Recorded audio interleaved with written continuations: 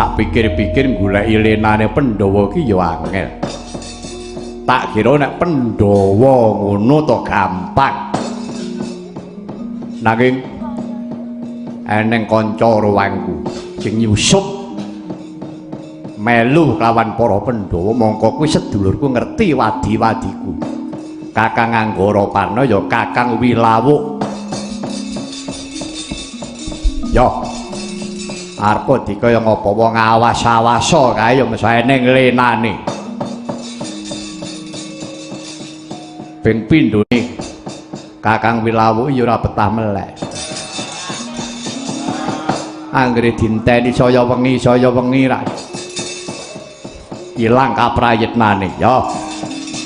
Aja enak-enak kabeh Pandhawa. Aku kala yaksa ingkang bakal nyidra kelawan si Puntadewa.